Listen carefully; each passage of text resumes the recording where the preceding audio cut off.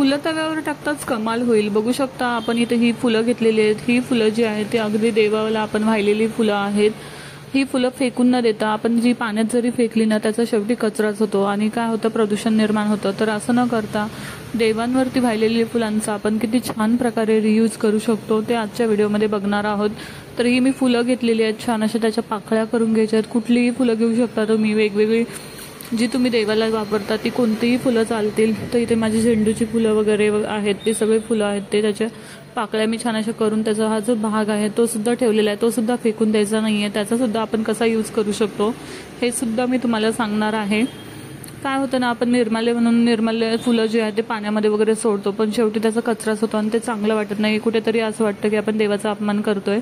तर बघू शकता ह्या सगळ्या फुलांच्या छान अशा पाकळ्या करून घेतल्या आहेत। त्याचं बाजूचं उरलेलं जे आहेत दांडे वगैरे ते सुद्धा साईडला मी ठेवलेले आहेत। आता गॅसवरती तवा ठेवायचा आहे आणि छान अशा ह्या पाकळ्यांना तव्यावरती टाकायच्या आहेत आणि मस्तपैकी काय रिझल्ट येणार आहे ते आपण बघणार आहोत।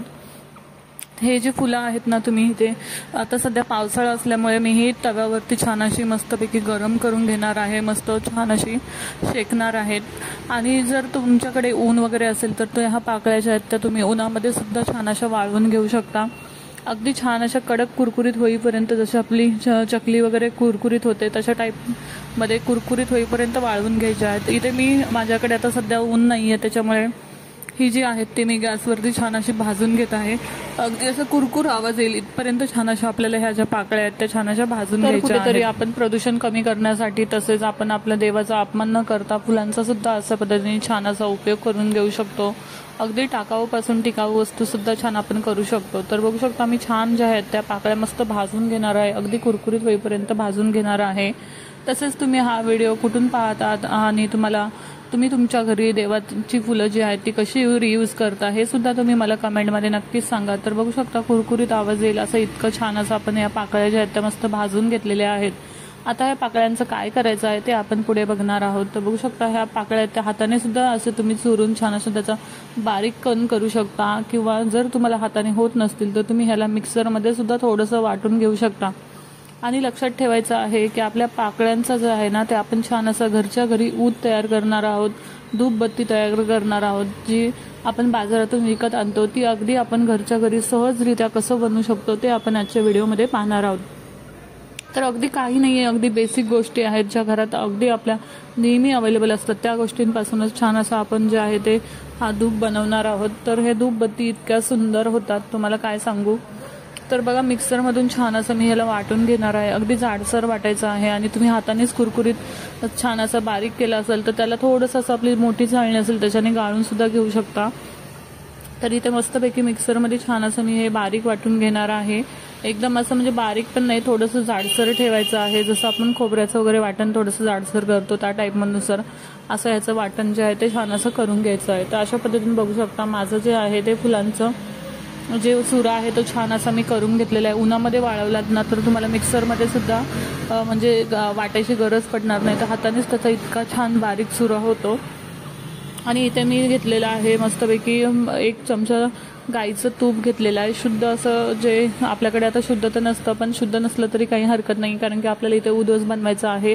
तुम्ही कुठलंही तूप घेऊ शकता, किंवा तूप नसेल तर तुम्ही इथे तेलाचा सुद्धा वापर करू शकता। तर इथे मी गाईचं तूप घेतलेलं आहे, त्याचा वास सुद्धा खूप छान येतो आणि आपली धूपबत्ती सुद्धा जळताना घरात छान असं सुगंध येईल तुपाचा। त्यानंतर मी इथे बाइंडिंगसाठी थोडंसं ते मिळून यावं त्यासाठी मी इथे चंदन पावडर यूज करत आहे। इथे तुमच्याकडे चंदन पावडर नसेल तर जी ओली धूपबत्ती येते ती सुद्धा तुम्ही ह्याच्यामध्ये तुकडे करून ती मिक्स करून घेऊ शकता।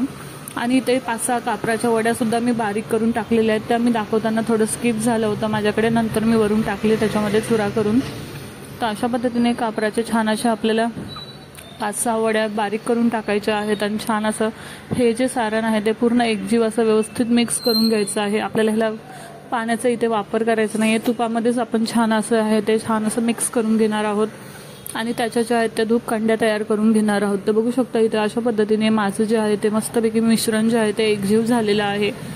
अगदी सिंपल आहे आणि तुम्ही कितीही फुलं घेऊ शकता। तुमच्याकडे दररोजची जी देवाला वाहता फुलं ती सुद्धा तुम्ही छान अशी 1-2 दिवसाची साठवून सुद्धा छान अशी फुलं त्याचा सुद्धा छान असा रियूज करू शकता। तर बघू शकता इथे माझं जे आहे ते सारण तयार झालेलं आहे आणि ह्याच्या ज्या आहेत त्या आता मी धूप कांड्या बनवणार आहे। तर हातावरच घेऊन ज्या आपल्या त्रिकोणी आकाराने अशा गोल असतात छोट्या छोट्या, तशा धूपबत्ती मी हातावरच बनवून घेणार आहे. इथे तुम्हाला जसे पाहिजेत तशा आकाराच्या तुम्ही धूपबत्त्या बनवून घेऊ शकता. आणि या दिसायला सुद्धा इतक्या छान दिसतात आणि इतक्या झटपट होतात. अगदी कुठलाही जास्त आपल्याला मेहनत करायची नाहीये आणि अगदी घरच्या घरी बनवू शकतो. आपल्याला बाजारातून विकत आणण्याची सुद्धा गरज नाहीये. आपल्या दोन्ही काम होतं. एक तर आपलं प्रदूषण सुद्धा होणं टाळतं, तसंच देवाचा अपमान सुद्धा होत नाही. आपण ते कचऱ्यामध्ये फुलं टाकून देत नाही. तसेच आपण त्याचा रियूज करून आपले जे पैसे आहेत ते सुद्धा थोडे वाचले जातात. तर आहे ना मस्तपैकी रियूज खूप छान असा. तर अशा पद्धतीने मी छान अशा छोट्या छोट्या धूपबत्त्या करून घेतलेल्या आहेत. इथे माझी फुलं थोडी होती म्हणून थोडेसेच झालेले आहेत.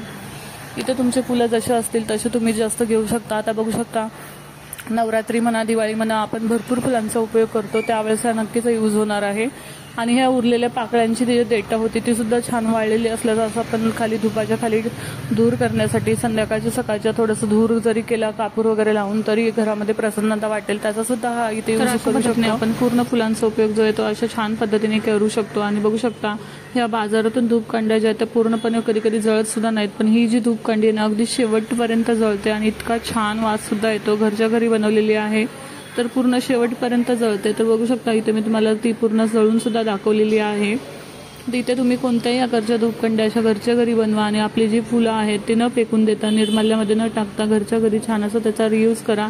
व्हिडिओ कसा वाटला मला कमेंटमध्ये नक्की सांगा. व्हिडिओ थोडा जरी आवडला असेल तर तुमच्या मित्रमैत्रिणींना शेअर करा, जेणेकरून ते सुद्धा फुलं जे आहेत ते पाण्यात फेकून त्याचा कचरा करणार नाहीत. आणि असंच व्हिडिओ जर आवडला असेल तर चॅनल लाईक, शेअर आणि सबस्क्राईब करा. भेटूया नेक्स्ट व्हिडिओमध्ये. तोपर्यंत